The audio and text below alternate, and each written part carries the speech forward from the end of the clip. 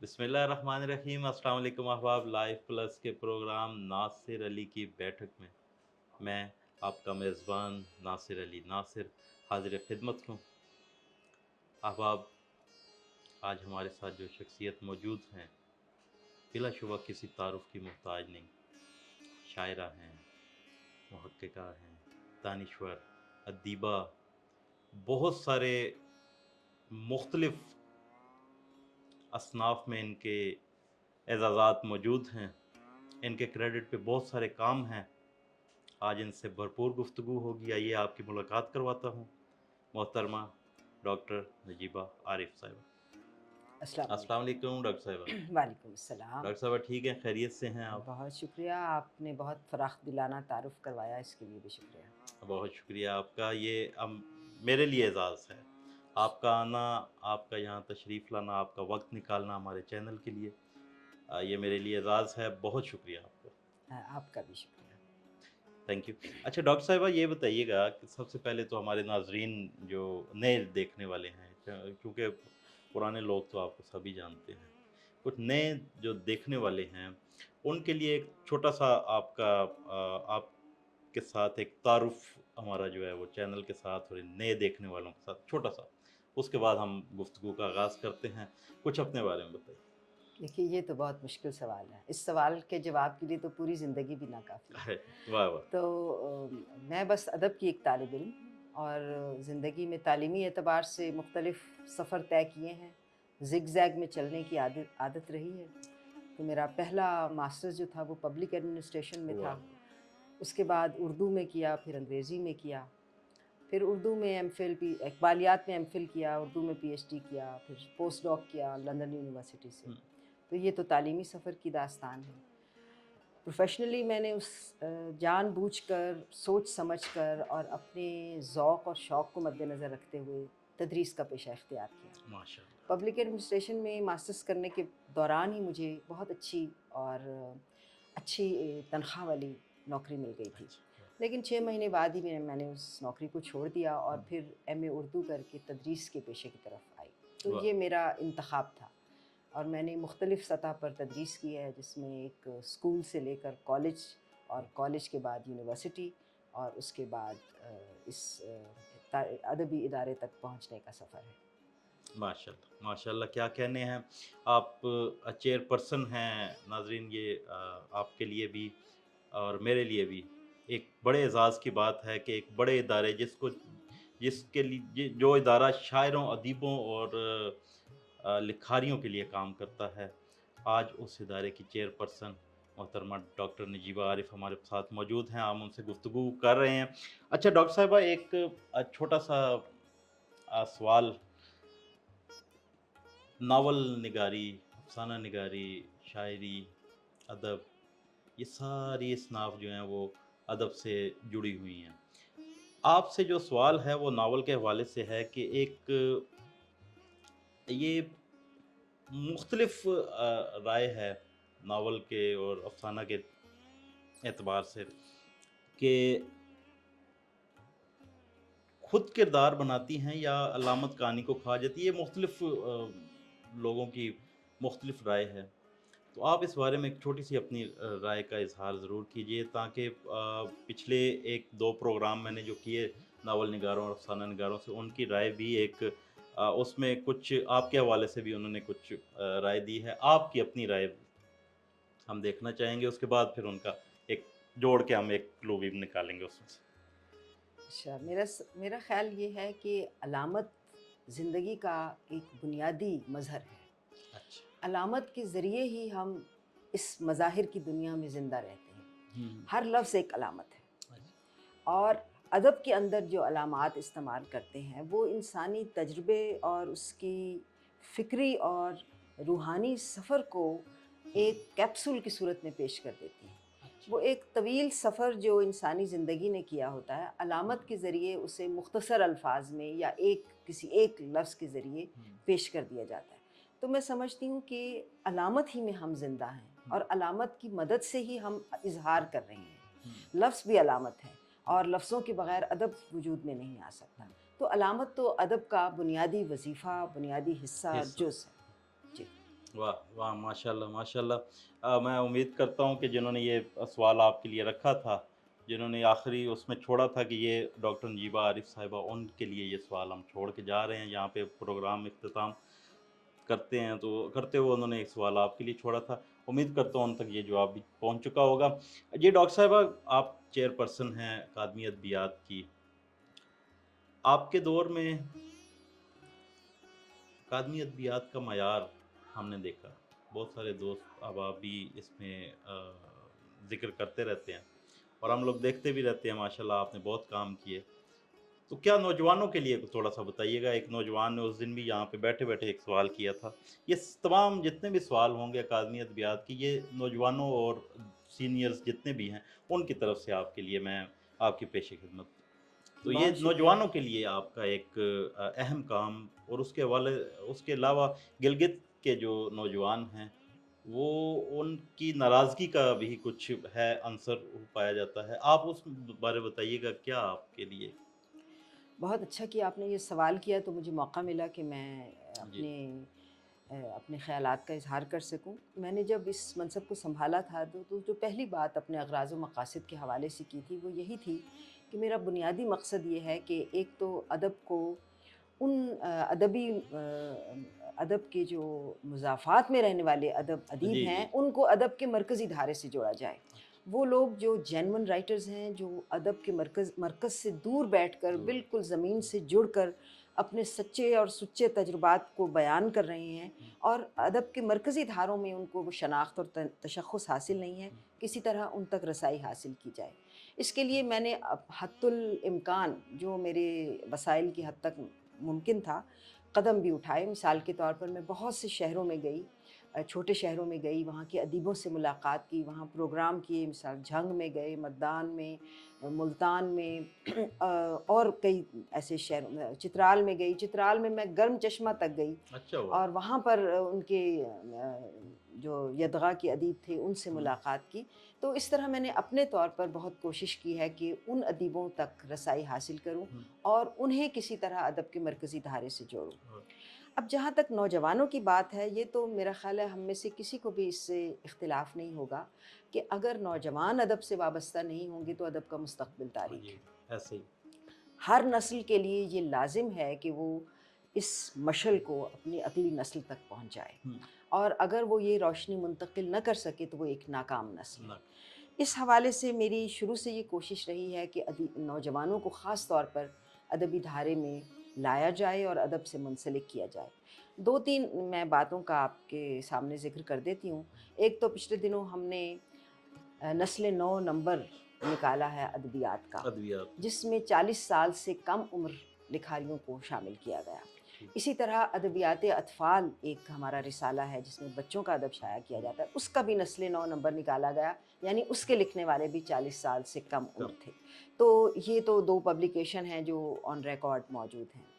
اس کے بعد ہم نے پچھلے سال یوم آزادی کے موقع پر ایک 3 روزہ نوجوانوں کا ادبی میلہ، یوتھ لٹریچر فیسٹیول منعقد کیا. محدود وسائل تھے تو ہم نے اس کا یہ طریقہ اختیار کیا کہ ہم نے اخبار میں اشتہار دیا اور کہا کہ جو نوجوان اپنے طور پر اسلام آباد آ کر 3 دن اس میلے میں شریک ہو سکتے ہیں اور رجسٹر کرا سکتے ہیں اپنے آپ کو، وہ رجسٹر کروائیں. رجسٹریشن بالکل فری تھی، لیکن نوجوان اپنے وسائل سے اسلام آباد پہنچے اور 200 سے زیادہ نوجوانوں میں، جن میں 50% سے زیادہ طالبات لڑکیاں شامل تھیں، وہ اس میں رجسٹر ہوئے. ان نوجوانوں کو ہم نے 3 دن یہاں اسلام آباد میں رکھا، ان کی میزبانی کی، یعنی اکادمی کی حد تک میزبانی کی.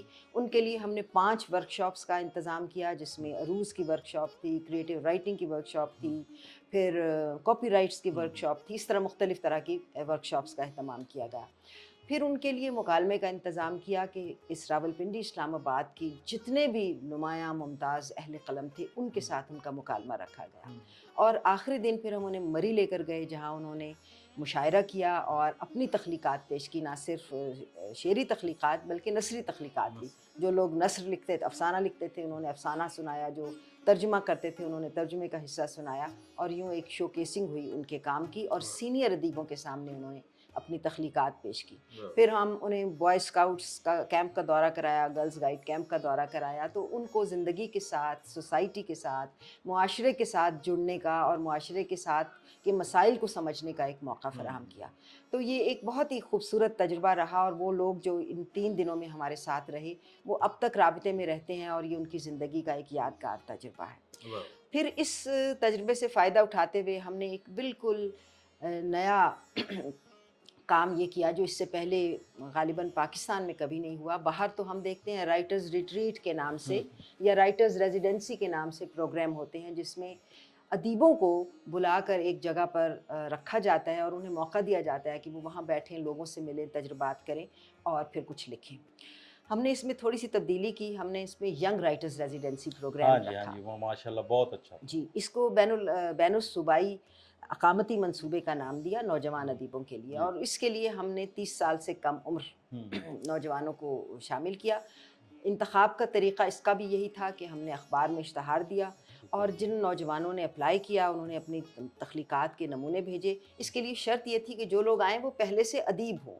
جی. ہم نے ان نوجوانوں کو نہیں بلایا تھا جو ادب ہاں، جو سیکھنا چاہتے سیکھنا تھے، جو چاہتے ابھی ابتدائی درجے پر ہیں. یہ ادیبوں کا پروگرام تھا، تو اس لیے وہ لوگ اس پروگرام کے لیے ایلیجیبل تھے جن کی پہلے سے کچھ کتابیں شائع ہو چکی تھیں یا کام. اس میں ہم نے خواتین کی نمائندگی کو، معذوروں کی نمائندگی کو، اقلیتوں کی جی نمائندگی جی. کو یقینی بنایا.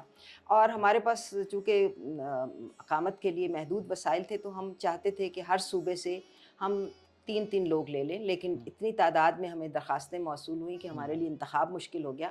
تو ہم نے کل ہر صوبے سے 4 لوگوں کو پھر بلایا، واہ. جس میں خواتین بھی شامل تھیں، معذور بھی، اور اقلیتوں جی کے جی. سے تعلق رکھنے. یہ لوگ 10 دن ہمارے پاس رہے، اور ان 10 دنوں کا ایک ایک لمحہ ان کا شیڈیول تھا. ہم نے ان کو اسلام آباد اور راولپنڈی کے تمام علمی اور ادبی اداروں کا دورہ کروایا، تمام اہل علم و ادب سے ملاقات کروائی، ان کے ساتھ مختلف پروگرامز کیے جس میں اکادمی کے بک لانچ پروگرام تھے، جس میں غیر ملکی سفیر بھی شامل ہوئے، ان کی کتابوں کی بک لانچز ہوئے، اور اس طرح ان کو اسلام آباد اور راولپنڈی کی ادبی زندگی کا مکمل تجربہ دیا واہ. گیا. صبح سے لے کر شام تک ہمارے ساتھ وہ پروگرام انگیج رہے، مصروف رہے، نوجوانوں سے ملوایا، نوجوان ادیبوں سے شہر کے. پھر اس شہر کے اہم ادیبوں اور شاعروں نے انہیں اپنے ہاں چائے اور کھانے پہ بلایا، واہ. تو ایک سماجی زندگی کا ذائقہ بھی ان کو محسوس ہوا. تو یہ 10 دن کا انتہائی کامیاب پروگرام تھا جو ہم نے بہت ہی محدود وسائل میں اچھا ڈاکٹر صاحبہ، یہ مکمل کیا. ماشاءاللہ بہت اچھا پروگرام یہ آپ کا 10 روزہ، میں نے دیکھا اس کو، میں نے جی خود بھی دیکھا. اچھا، اس میں جو شاعر ادیب تھے وہ مختلف علاقہ جات سے تھے، مضافات سے بھی تھے، کوئی گلگت بلتستان کا بھی کوئی اس میں ذکر بالکل، تھا؟ 4 صوبوں سے، گلگت بلتستان اور کشمیر سے. اچھا. ہر علاقے کی نمائندگی موجود تھی. گلگت سے ایک خاتون بھی تھیں، ایک مرد بھی تھے، اور کشمیر سے ایک نوجوان تھے، پھر خوزدار سے، واہ واہ. پھر پنجگور سے، دادو سے، لاہور کے مختلف، ملتان سے، مختلف علاقوں سے لوگ. اب مجھے شہروں کے نام یاد اچھا، نہیں. واہ. مانسہرہ سے ایک نوجوان تھے.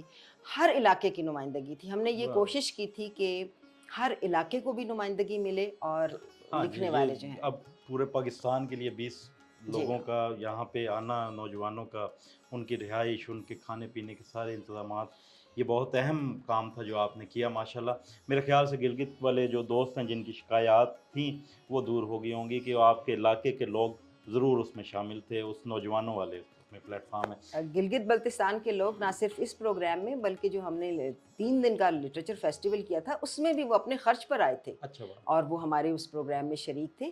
اور گلگت بلتستان کے ساتھ اگرچہ ہمارا وہاں صوبائی دفتر نہیں ہے، لیکن اب ہم نے صوبائی کانفرنسوں کا سلسلہ شروع کیا ہے. اچھا تو پرسوں سے پہلی کانفرنس ہو رہی ہے، کراچی میں ہو رہی ہے، ماشاء 2 دن کی صوبائی کانفرنس، جس میں سندھ کی تمام زبانوں کے ادیب شامل ہوں گے. اس کے بعد پشاور میں ہوگی، اس کے بعد لاہور میں، پھر کوئٹہ میں.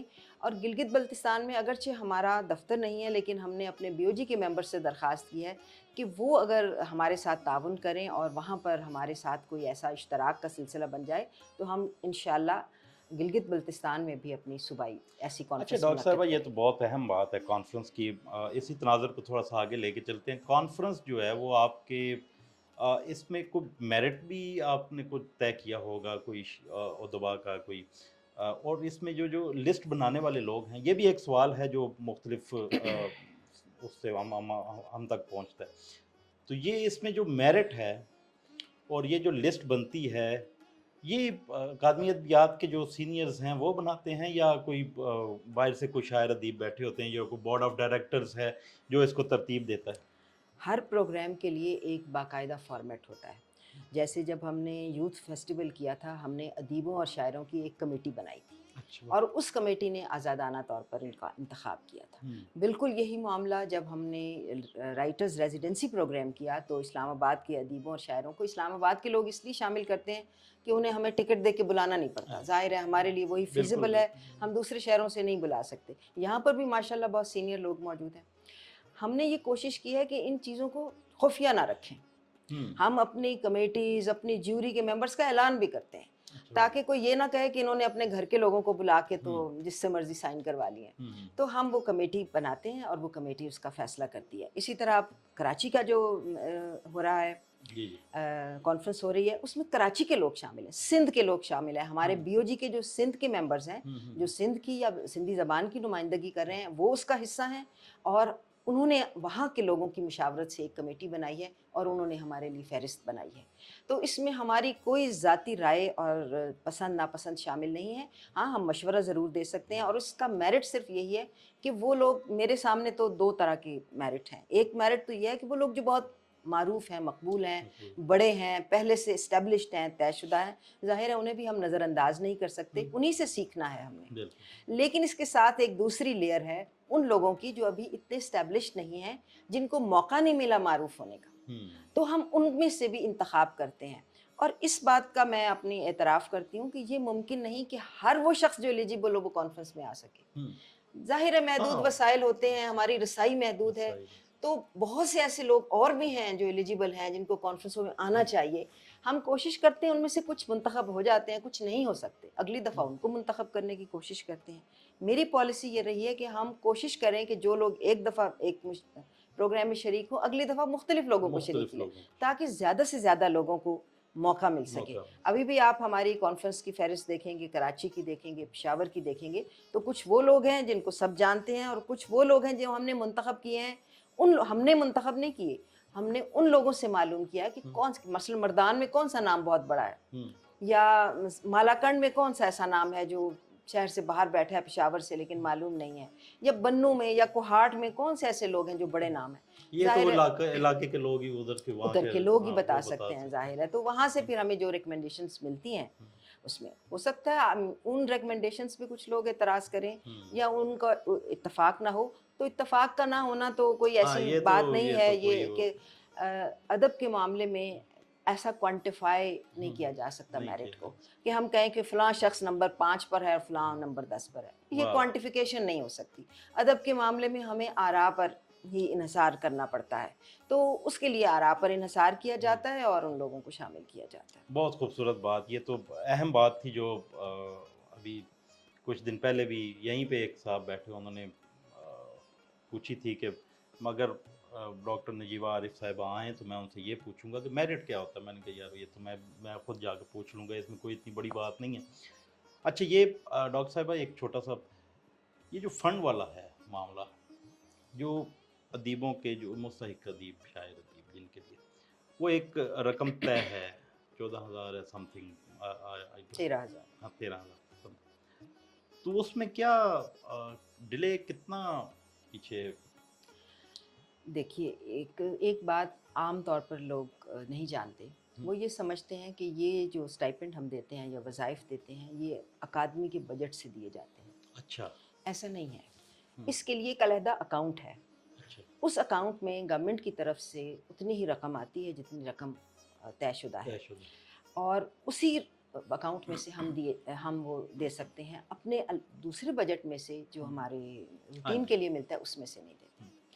اب پہلی بات تو یہ ہے کہ جب سے میں آئی ہوں, پہلی جو ہماری بی او جی کی کانفرنس ہوئی تھی ہم نے اس میں یہ تجویز پیش کی تھی کہ اس رقم کو بڑھا کر, یہ 13,000 بہت کم ہے, اسے بڑھا کر 25 یا 30,000 کر دیا جائے.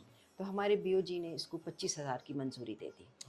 اس کے بعد ہم نے یہ دوسری تجویز دی تھی کہ 1,000 لوگوں کے لیے وظائف کا پہلے سے طے شدہ ہے, تو اس کو تعداد کو بڑھا کر 1,200 کر دیا جائے. بی او جی نے اس کی بھی منظوری دے دی. اس منظوری کے بعد اگلے مراحل ہیں۔ پچھلے بجٹ کے آنے سے پہلے بھی ہم نے یہ درخواست دی تھی کہ اس ہمارے اگلے بجٹ میں جس طرح بی او جی نے منظور کیا ہے ہمارے اس کو بڑھا دیا جی جائے، مگر چونکہ ملک کے حالات آپ کو معلوم ہیں، ہم، بجٹ کے اقتصادی مسائل کا شکار ہے ملک، تو ہمارے فائنانس کی طرف سے وہ تجویز منظور نہیں ہوئی۔ ہم، اس سال پھر ہم نے وہ تجویز پیش کی ہوئی ہے واہ، کہ وہ اس کو بڑھا دیا جائے، لیکن اس کو بڑھانا ہمارے اپنے اختیار میں نہیں ہے۔ ہم یہ کہہ سکتے ہیں، تجویز پیش کر سکتے ہیں، درخواست کر سکتے ہیں، جہاں موقع ملتا ہے ہم یہ درخواست کرتے ہیں۔ ہم، ابھی پچھلے دنوں ہمارے وزیر مملکت تشریف لائے تھے جی جی اکادمی کے دورے پر، ان سے بھی ہم نے یہ درخواست کی کہ اس بجٹ کو بڑھانے کی کوشش کی جائے، اور وہ بھی یقیناً انہوں نے وعدہ بھی فرمایا ہے، اور یقیناً وہ ایسا کریں گے۔ لیکن ظاہر ہے جو منظور کرنے والے ہیں ان کے سامنے کچھ اپنے مسائل ہیں۔ ہاں، تو پہلی بات تو یہ۔ دوسری بات یہ ہے کہ جب ہر سال میں یہ بجٹ ہمیں یکمشت نہیں مل جاتا، اچھا بلکہ اس کا 15% پہلے کوارٹر میں ملتا ہے، پہلی سہ ماہی میں، اچھا 25% دوسری سہ ماہی میں ملتا ہے، اچھا، تیسری سہ ماہی میں بھی اسی طرح، اور سب سے زیادہ ہمیں آخری سہ ماہی میں ملتا ہے۔ ہم، تو جس حساب سے وہ بجٹ ملتا ہے اسی حساب سے ہم اس کو تقسیم کر سکتے ہیں۔ ہمارے لیے یہ ممکن نہیں کہ ہم 3 مہینے میں پہلے 3 مہینے کا پورا بجٹ دے دیں، کیونکہ وہ آیا ہی 15% ہے۔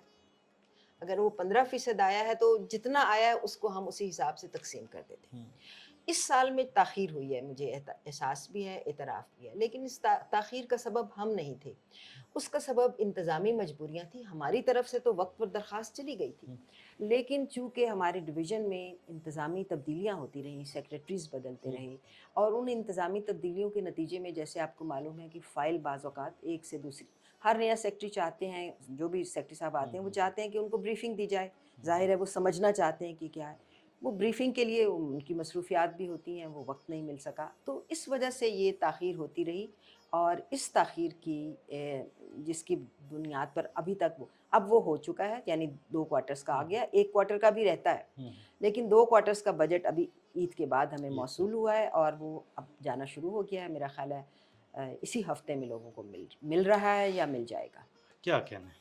کیا اس تاخیر میں یہ جو آپ بتا رہی ہیں 1 سال کی جو تاخیر کا جو معاملہ ہے، اس میں صرف اسی اکاؤنٹ کو وہی اکاؤنٹ جو ہے متاثر ہوا، یا آپ کے کچھ سیلری اکاؤنٹ یہ بھی متاثر ہوئے؟ نہیں، سیلری تو اے جی پی آر سے جاتی ہے، وہ ایک بالکل اچھا الگ ہے، اچھا، وہ وہ ایک الگ معاملہ ہے۔ ہم، ہمارا جو ریگولر بجٹ ہے وہ بھی اسی طرح ہمیں کوارٹرز میں ملتا ہے، ہم، لیکن ریگولر بجٹ میں تو یہ ہوتا ہے نا کہ 1 کوارٹر کا بھی تھوڑا سا پڑا ہوتا ہے، پھر اگلا بجٹ جب تک اچھا، آتا ہے تو اس سے گزارا ہو جاتا واہ ہے، واہ، لیکن اس میں چونکہ ہم نے دوسروں کو دینا ہوتا ہے اور ہم، اسی میں سے دینا ہوتا ہے، تو اس وجہ سے ہی، اور میں سمجھتی ہوں اس میں کسی کی بھی بدنیتی یا کوئی ہاں یہ وجہ شامل نہیں تھی، محض انتظامی سطح پر جیسے آپ کو معلوم ہی ہے کہ حکومت بدلتی ہے اور بہت سی چیزیں مسائل بڑھتے ہیں۔ تاخیر ہو جاتی ہے چیزوں میں، اس میں کسی کی کوئی ڈیلیبریٹ کوشش یا کوئی ہم، بدنیتی شامل نہیں ہے، لیکن تاخیر ہوئی ہے، 1 سال کی تاخیر نہیں ہوئی، 6-7 مہینے کی تاخیر ہوئی ہے، جی اس دفعہ وہ ہو رہے ہیں،